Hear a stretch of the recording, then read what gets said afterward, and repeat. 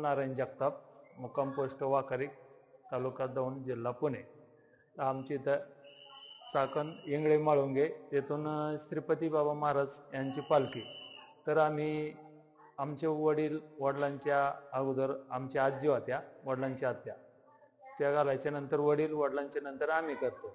तर आमचे पहिल्यापासून म्हणजे सगळं म्हणजे आम्हाला शिकवणच अशी आली की अन्नदान करायचं हे आम्हाला म्हणजे आमच्या नशिबातच आहे पहिल्यापासून. आणि आम्ही श्रीपती बाबांचं सगळं म्हणजे आभारीच आहो, कारण आमची इथं आमची गरीब परिस्थिती होती.